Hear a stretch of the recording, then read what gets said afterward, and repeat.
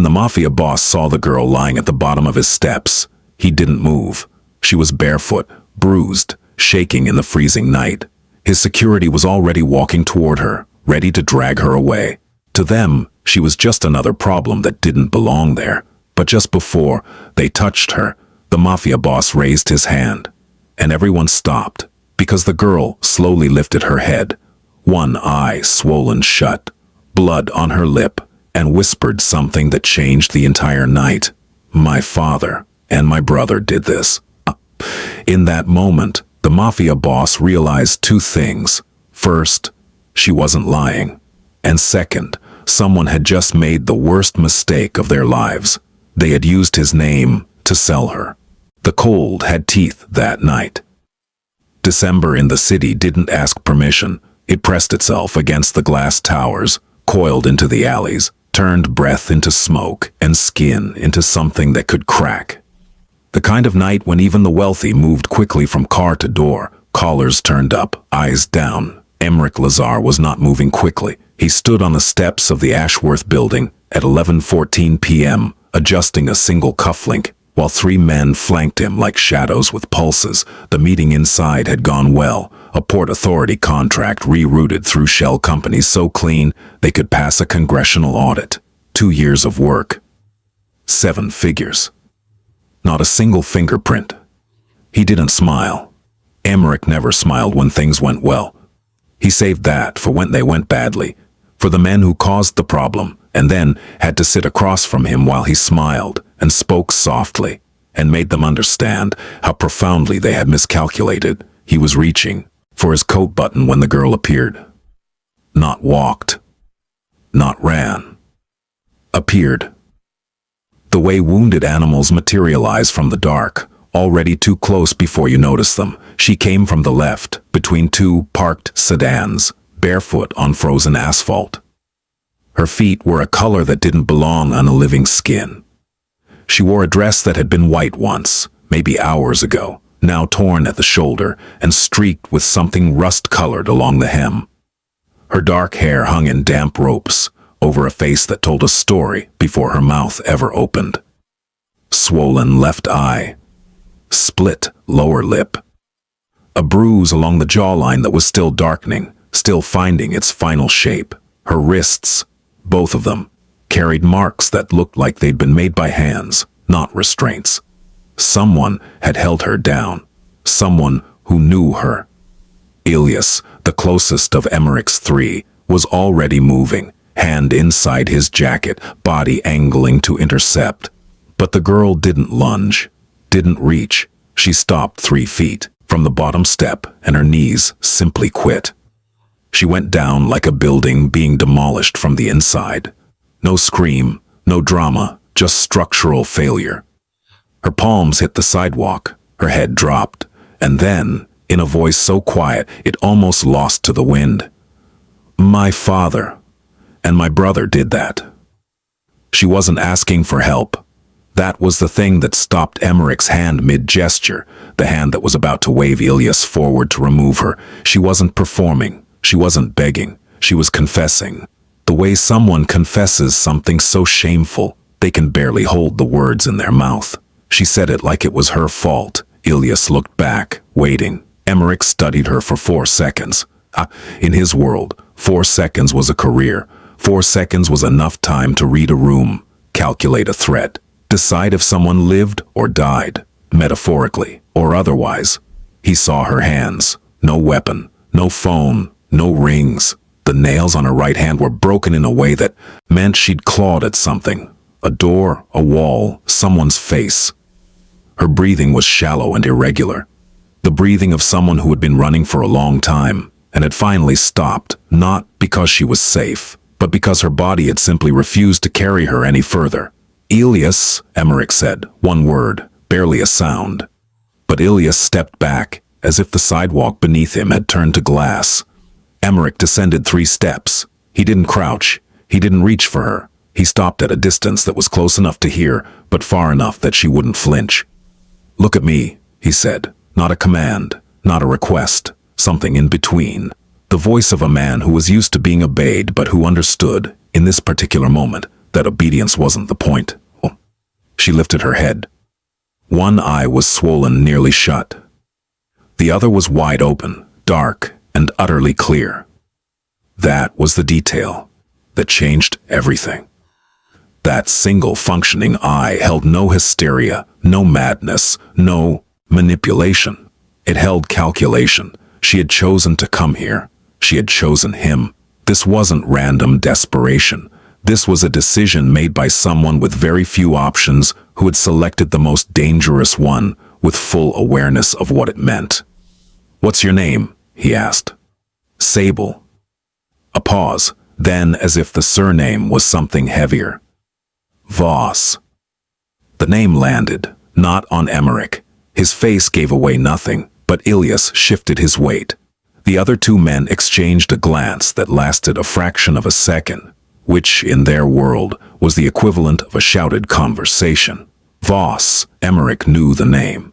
Everyone in certain rooms knew the name. Harland Voss was a mid-tier operator who ran credit schemes and fenced stolen cargo through a warehouse network in the dockyards. Not important enough to sit at any table that mattered. Not stupid enough to get caught. The kind of man who survived by being useful to people more powerful than himself and invisible to people more dangerous. His son, Tieg, was worse. The kind of young man who mistook cruelty for strength and volume for authority. Emmerich had met him once, briefly, at a function he shouldn't have been attending. He'd watched Tieg laugh too loudly, drink too much, and put his hand on a waitress's arm in a way that made her face go still. Emmerich had filed the observation away the way he filed everything, precisely, patiently, for later. "You need a hospital," Emmerich said. "No." The word came fast, hard. "They'll find me there. They're looking." "Who is looking?" "My father, my brother," and she stopped. The clear eye flickered. Something moved behind it. Not fear, exactly, but the recognition that what she was about to say would cross a line she couldn't uncross. "And a man named Orrin Kedge." Now the temperature changed. Orrin Kedge was not a name spoken casually. Kedge operated in narcotics, human logistics, and private debt collection for people who needed problems to disappear, sometimes the financial kind, sometimes the breathing kind. He was not powerful in the way Emmerich was powerful. He was powerful the way a disease is powerful, ugly, persistent, and willing to destroy its host to survive. "Tell me," Emmerich said, "what Orrin Kedge has to do with you." Sable's jaw tightened. The split lip reopened. A thin line of blood traced down her chin, and she didn't wipe it. "My father owed him money. A lot of money. More than he could ever pay back," she breathed. "So he offered something else." She didn't say me. She didn't have to. "The arrangement was made 3 weeks ago," she continued, her voice flat now, clinical, as if she were reading a police report about someone else's life. "I wasn't told. I wasn't asked. I came home tonight and my things were packed. My brother was in the living room with 2 men I'd never seen. My father told me I was leaving, that it was settled, that I should be grateful because Kedge had agreed to forgive the full debt in exchange for—" She stopped again, not because she couldn't say it, because saying it made it real, in a way that her body, beaten, frozen, bleeding on a sidewalk, somehow hadn't. "In exchange for me." Silence. The city hummed around them. Traffic, distant sirens, the mechanical breathing of a metropolis that didn't care. Emmerich's face was absolutely still. "I refused," Sable said. "My brother hit me. When I tried to leave, my father locked the door. Tig." Her voice cracked, the first and only time. She rebuilt it instantly. "Tig held me down while they called Kedge to come collect me. But I got out through the bathroom window. 2nd floor. I fell wrong. I think my wrist—" She looked at her left hand as if noticing it for the first time. It was swollen, angled slightly wrong. She looked back at Emmerich. "I didn't know where to go. So you came here." "I came here because of what they said." Her gaze locked onto his. Unyielding. "When my father was convincing me this was done, that I couldn't fight it, he used your name. He said the arrangement had been brokered under the Lazar guarantee. He said Oren Kedge was operating with your blessing. He said if I ran, I wouldn't just be defying him. I'd be defying you. The silence that followed was a living thing. Ilyas took a half step forward. Emmerich raised one finger, and Ilyas turned to stone. He used my name, Emmerich said, not a question. Yes. My name? To sell his daughter? Yes. Emmerich Lazar had been angry before. He had been angry in ways that had reshaped the power structure of entire districts, angry in ways that had ended bloodlines and bankrupted empires. But anger, for Emmerich, was not heat. It was not noise. It was a dropping of temperature so severe that the people closest to him could feel it in their spines. Ilyas felt it now. He took a full step back. Ilyas, Emmerich said in a voice that was almost gentle. Sir, bring the car, have Nefili prepare the East Suite, call Dr. Cashin, not the hospital, the private line, and get me the Kedge file. All of it? Yes, sir. And Ilyas? Sir, no one speaks of this, no one, not tonight, not until I decide what this becomes. Ilyas disappeared. Emmerich removed his coat. It was a Loro Piana cashmere overcoat, charcoal, worth more than most people's monthly rent. He didn't drape it over her shoulders. That would require proximity she hadn't invited.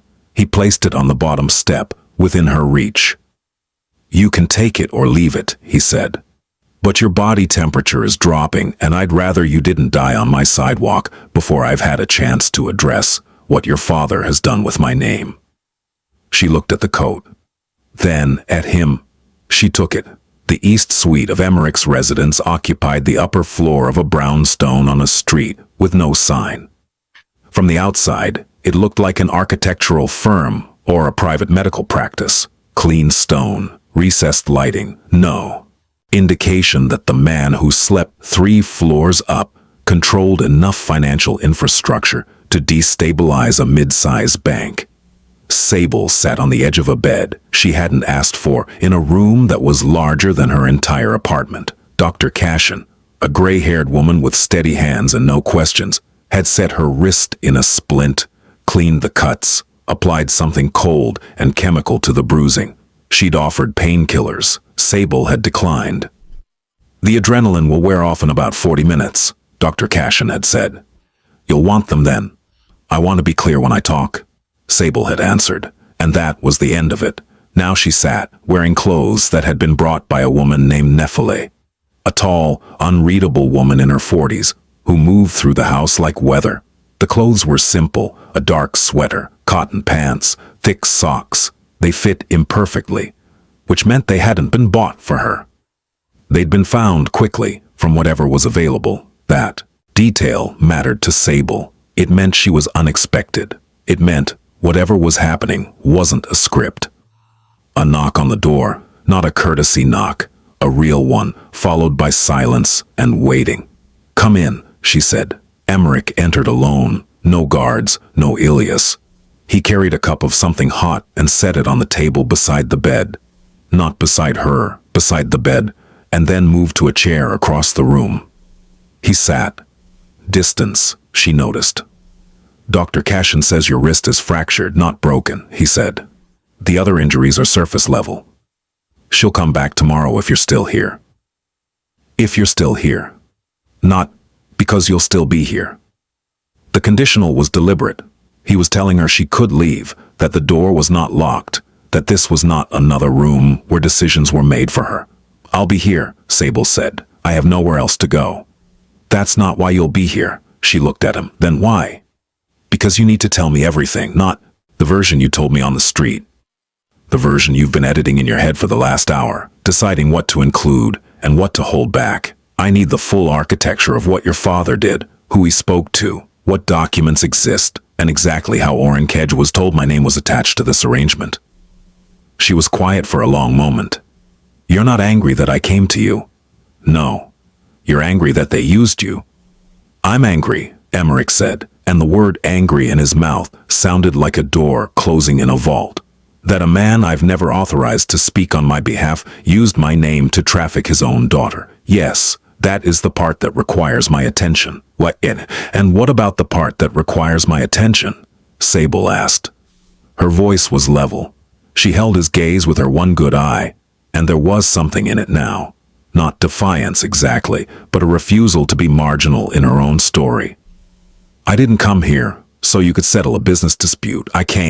I here because I have nowhere safe in this city. Because the man they sold me to will come looking. Because my father and my brother will tell Kedge I ran, and Kedge will not accept that. He doesn't accept loss. No, Emmerich agreed. He doesn't. So what happens to me? Emmerich studied her. She didn't look away. What happens to you, he said, is what you decide happens to you. I am not in the business of collecting people. You are not a debt, an asset, or an obligation. You are someone who arrived at my door with information I need, and I will give you safety while I use it. After that, you will have options. Real ones. That's what I can offer. Why? Because someone used my name to do something I find repulsive, and the most effective way to dismantle what they've built is to keep you alive, visible, and free. Your existence as a free woman is the first piece of evidence that their arrangement is void. It was not a tender answer. It was not romantic or heroic. It was strategic, transactional, and completely honest. Sable picked up the cup. Tea. She drank. Okay, she said. Then I'll tell you everything. The architecture, as Emmerich had called it, was worse than he'd expected. Over the next 2 hours, Sable laid it out with a precision that surprised even Ilias, who listened from the doorway. She wasn't emotional. She was organized. She had dates, amounts, names. She had overheard conversations her father didn't know she'd heard. She had screenshots on a phone she no longer possessed, but she remembered the contents, almost word for word. Harlan Voss owed Orrin Kedge $420,000. The debt originated from a cargo scheme gone wrong. Harlan had been fencing electronics through Kedge's network, and a shipment had been intercepted.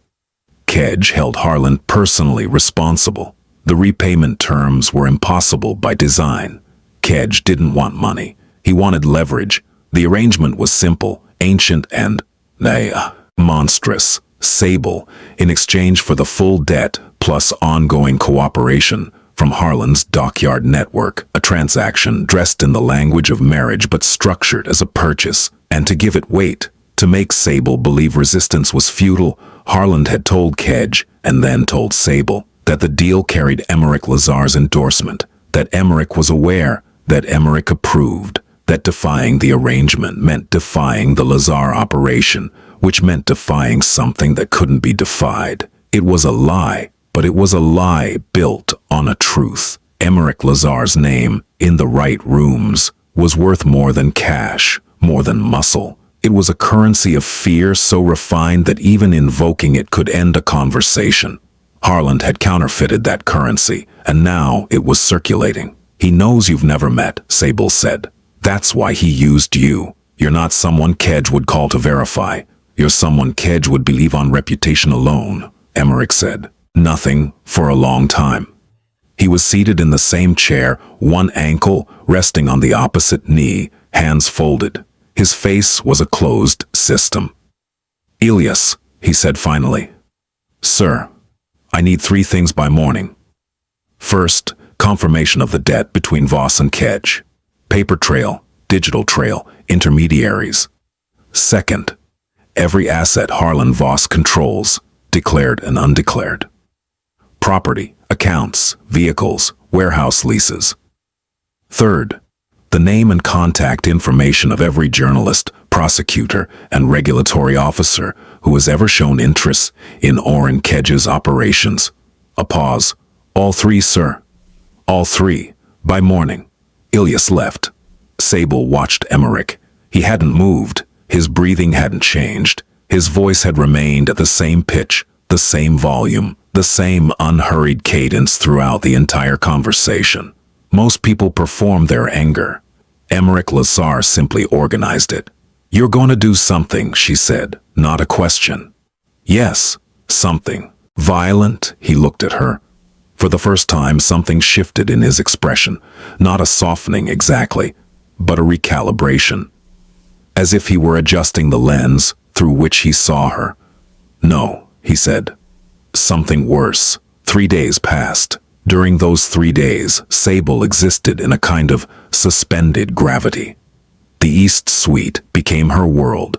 4 walls, a window overlooking a courtyard, a bathroom with a lock she checked every night, and a silence that was not oppressive, but deliberate. No one entered without knocking. No one lingered. Nafili brought meals, clean clothes, and a phone with one number programmed into it. No questions asked. Emmerich was absent. "Working," Nafili said when Sable asked.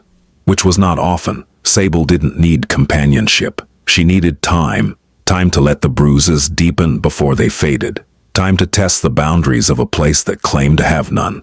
Time to sit with the impossible strangeness of being in the home of one of the most dangerous men in the city and feeling for the first time in years something adjacent to safe.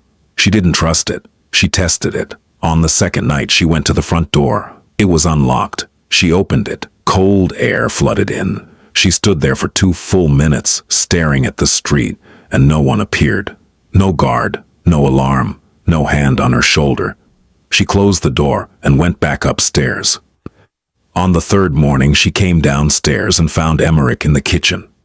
He was standing at the counter, reading something on a tablet, drinking coffee from a plain white mug. He was wearing a dark sweater and no shoes. It was the most human she had ever seen him. He looked up. "Good morning." "Good morning." A pause. Neither of them knew how to fill it.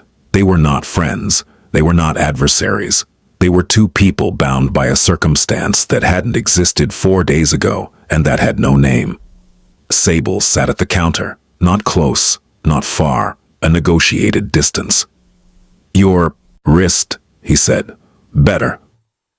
The swelling around your eye." "Going down." He nodded, returned to his tablet. She poured coffee from the pot on the counter. For 3 minutes they existed in a silence that was not uncomfortable, just uncharted. "I have something to show you," Emmerich said. He turned the tablet toward her. On the screen was a document, a legal filing, dense with legalese but with a summary sheet attached. Sable read it, slowly. Then again. "This is a fraud complaint," she said. "Filed this morning with the State Attorney General's office. It names your father, your brother, and Orrin Kedge as co-conspirators in a scheme involving identity fraud, coercive contract enforcement, and the unauthorized use of a protected business entity's name, mine, to facilitate what is legally classifiable as human trafficking under federal statute." Sable stared at the document. Her hand, the uninjured one, was trembling, not from fear. "You went to the authorities."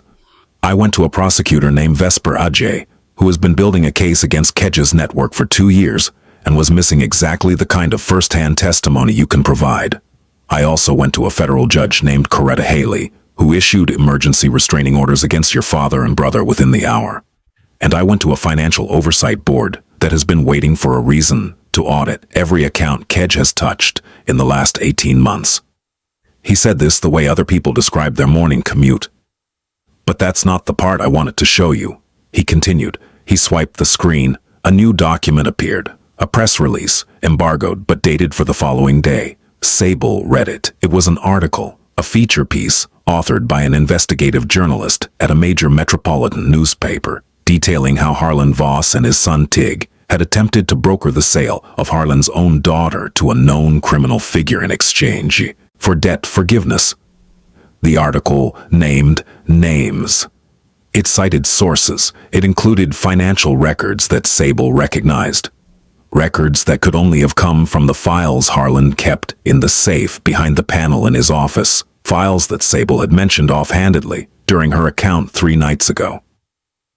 "How did you get these?" she whispered.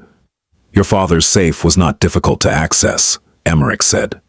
"His security is aspirational." She looked up at him. "This will destroy them." "Yes.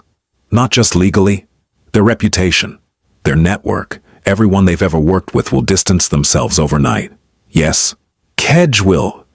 "Kedge," Emmerich said, and his voice dropped half a register, "is about to discover that every asset he holds in this city has been frozen by federal order. His 3 primary accounts were flagged this morning. His warehouse leases are under review.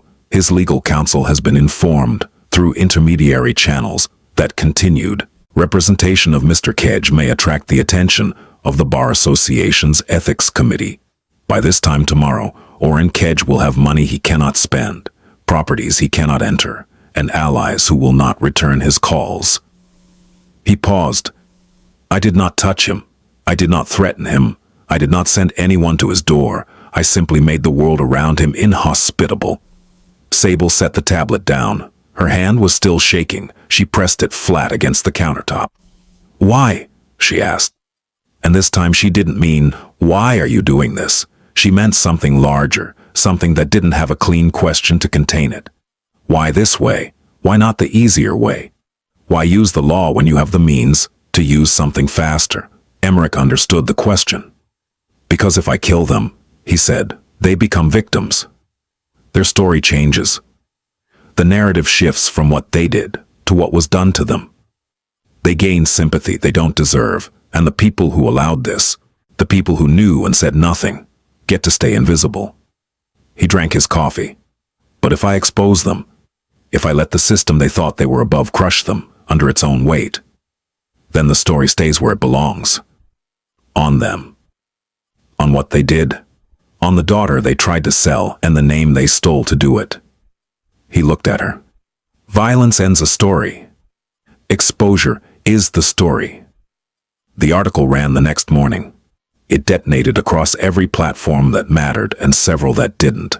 The headline was clinical, almost restrained, which made it worse. The details were allowed to speak for themselves, and they spoke in a scream.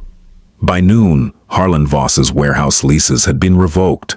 His business partners issued statements of disassociation, so hastily written they contained typos. His phone number, which had once connected him to a network of mid-level operators and fixers, now connected him to silence. No one answered. No one called back. In the span of 12 hours, Harlan Voss went from being a man with debts and connections to being a man with debts and nothing else. Tig fared worse. Tig, who had always mistaken his father's contacts for his own power, discovered that borrowed power could be repossessed without notice. A video surfaced, not released by Emmerich, but found by the journalist's investigative team, showing Tig at a private gathering, laughing, drunk, describing the arrangement in terms so callous that even the most cynical corners of the internet recoiled. The video went viral. Tig Voss became a name people recognized the way they recognize the name of a disease. And Oren Kedge, who had survived federal investigations, rival operations, and 3 attempts on his life, found himself facing something he had no protocol for. Irrelevance. His accounts frozen, his legal team dissolving, his name in a federal complaint alongside the word trafficking. The people who had done business with Kedge began doing what people in that world always do when the ship takes on water. They swam. On the 4th day after the article ran, Sable received a call on the phone Nephili had given her. She answered, her father's voice. Sable, listen to me. You have to come home. You have to fix this. Tell them you lied. Tell them. She hung up. Her hand was steady. 2 weeks. Sable was still in the East Suite. The fracture in her wrist was healing. The bruises had faded to a yellow-green watercolor that she studied in the mirror each morning, watching them change. Watching her own body process the evidence of what had been done to her, and slowly, methodically, let it go. Plus, she and Emmerich had developed a rhythm that neither of them had designed. Mornings. She came downstairs. He was in the kitchen, or the study, or on the phone in a language she didn't recognize. They exchanged greetings, brief, unadorned. Sometimes she sat in the same room while he worked, reading from a collection of books in his study that ranged from contract law to Dostoevsky. He never asked what she was reading. She never asked what he was working on. The silence between them was not empty. It was full of things neither of them had decided to say yet. One evening she found him on the 2nd floor landing, looking out the window at the courtyard below. Snow was falling, thick, slow, the kind that muffled the city into something almost gentle. She stood beside him, not close. The negotiated distance. "Can I ask you something?" she said. "You've been asking me things for 2 weeks. This one is different." He waited. "That night, on the sidewalk, you could have had Ilyas take me away. You could have ignored me. You could have given me cab fare and a phone number and gone home. Why didn't you?" Emmerich was quiet. The snow fell. "Because you looked at me with one eye," he said, "and I could see that you had made a decision, not a plea. A decision. You had calculated your options, identified the most dangerous one, and chosen it with full knowledge of what it might cost you. That is not the behavior of someone who needs to be saved. That is the behavior of someone who has already saved themselves and is looking for ground to stand on." He turned from the window. "I have ground," he said. "I thought I could offer some." She didn't respond immediately. She looked at the snow, at his reflection in the glass, at the distance between them, a distance he had never once tried to close. "You've never touched me," she said. "In 2 weeks, you've never stood closer than this. You've never—" "No." "Why?" "Because your body has been treated as something that belongs to other people for long enough. I will not be another man who decides what happens to it." Something broke open in Sable's chest. Not dramatically. She didn't cry, didn't gasp, didn't collapse. It was quieter than that, a seam giving way. A wall discovering it was tired. She reached across the negotiated distance and placed her hand on his forearm.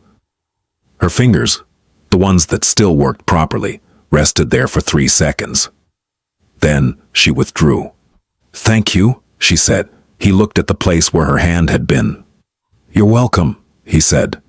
And that was all. For now, that was enough. The confrontation with Harlan Voss happened on a Tuesday, not because Tuesday had any significance, but because Emmerich Lazar did not believe in dramatic timing. He believed in preparation, and preparation was complete on Tuesday. So Tuesday it was. The meeting took place in a room above a restaurant in the garment district. Neutral ground technically, though nothing was truly neutral when Emmerich occupied it. The room was plain. Wooden table, 4 chairs, a window with curtains drawn.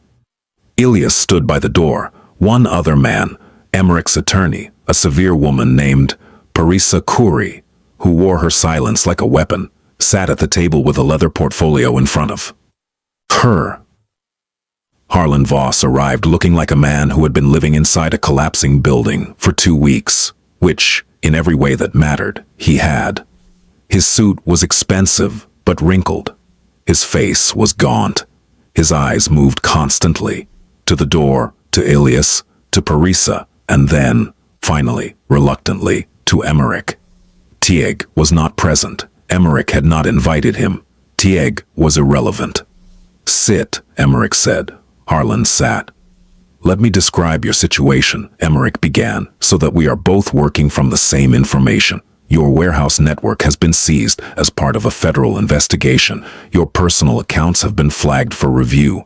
Your son is facing criminal charges that his current legal representation is not equipped to handle.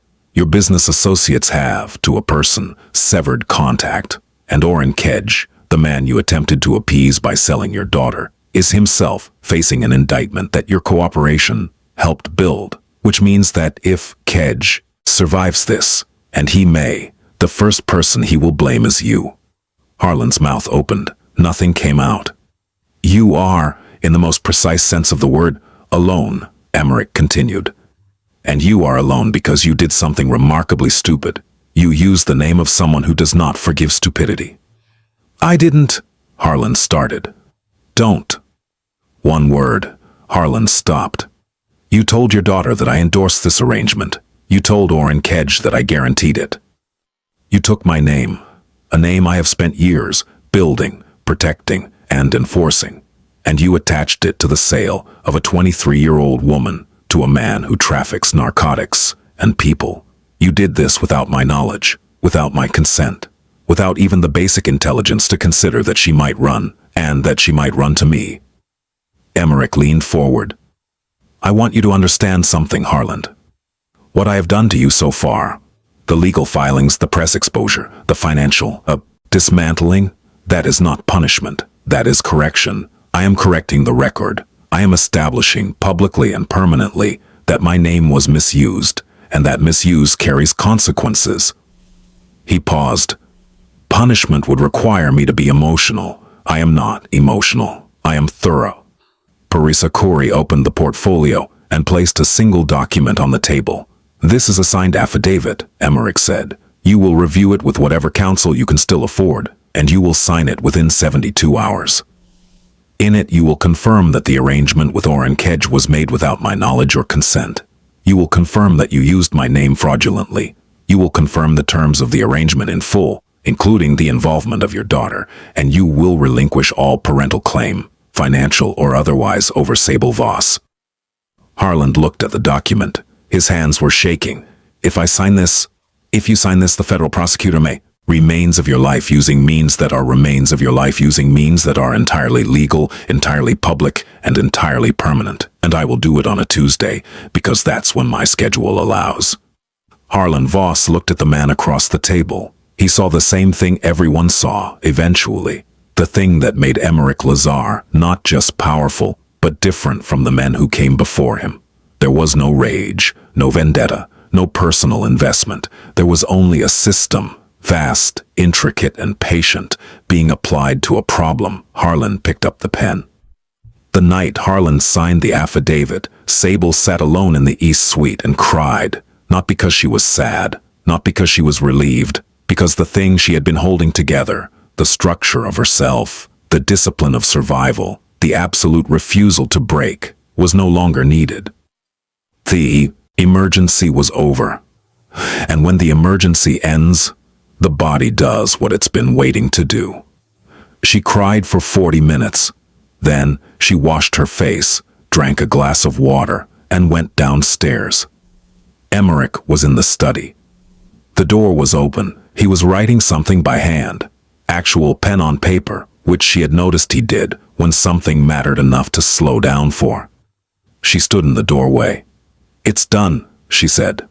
"Yes. What happens now?" He set the pen down. "Now you decide. Parisa has prepared several options. There is a relocation fund, untraceable, yours, no conditions. There is a contact at a firm that handles identity protection for people in vulnerable situations.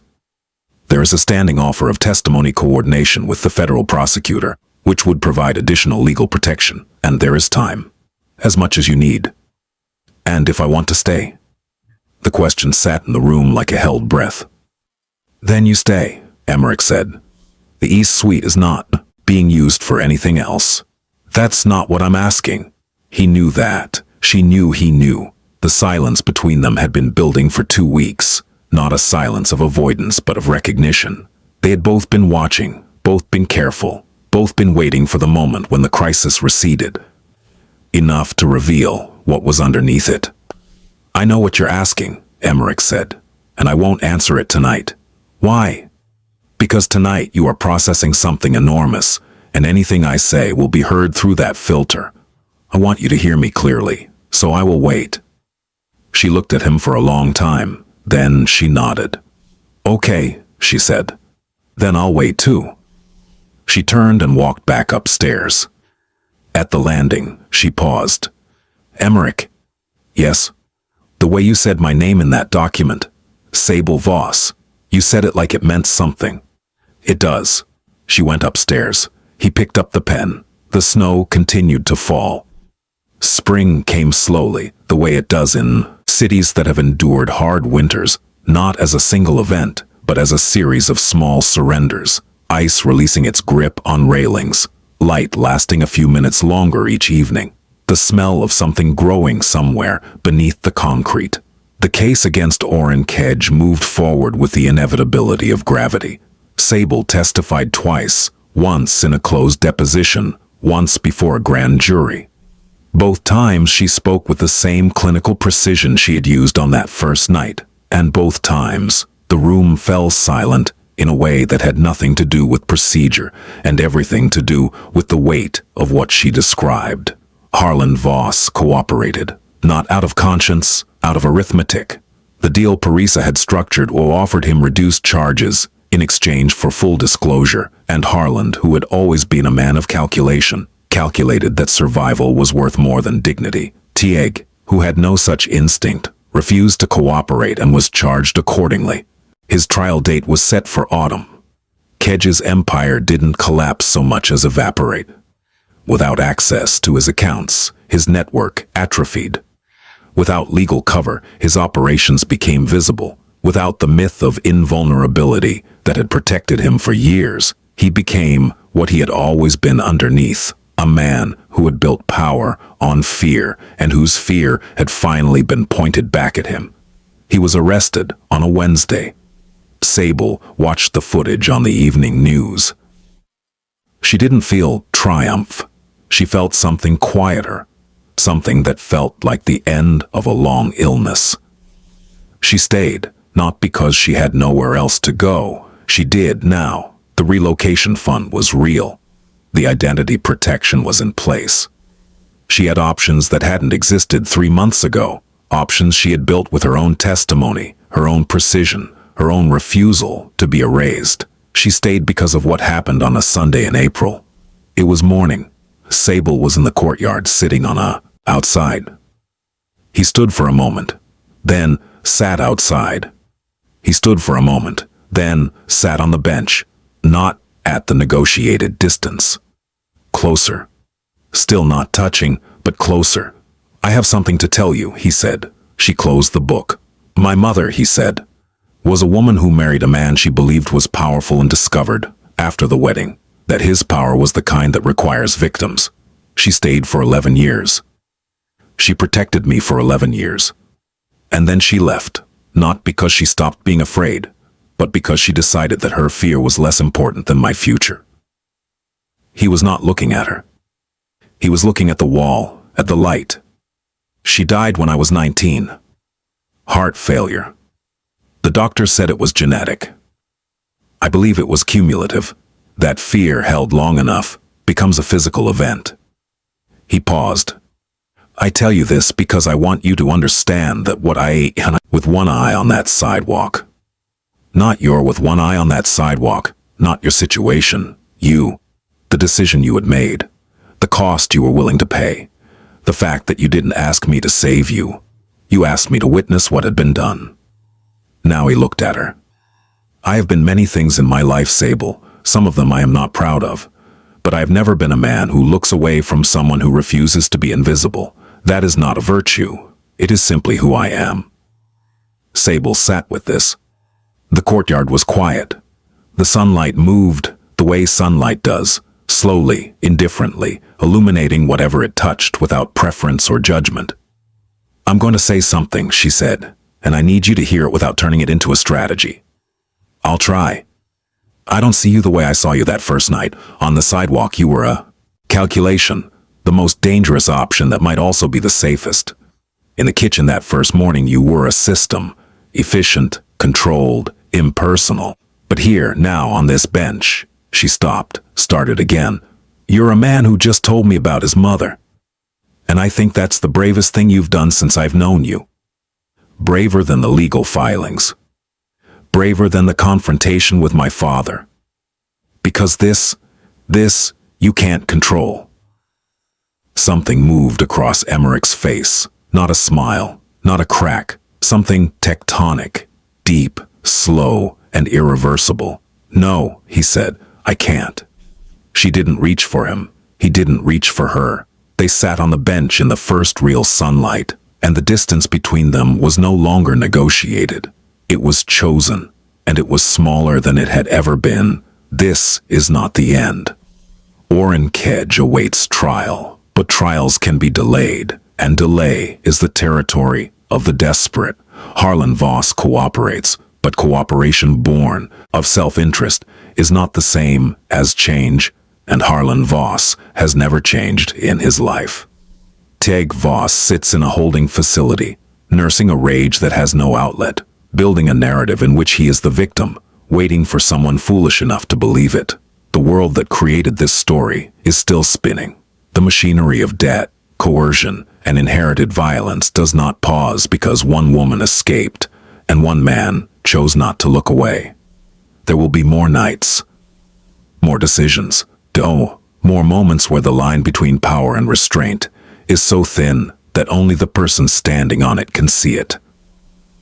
Sable Voss is 23 years old. She has a fractured wrist that healed slightly crooked, and a scar along her jawline that will fade, but not disappear. She has a room in a brownstone on a street with no sign, a standing appointment with a federal prosecutor, and a library of borrowed books she is steadily making her own. She does not call herself a survivor because she doesn't believe the thing she is surviving is over. She calls herself present, here, in the room, in the conversation. At the table, Emmerich Lazar is 32 years old. He controls enough infrastructure to reshape the financial landscape of a city, and he chose to use it not to destroy a man, but to expose one.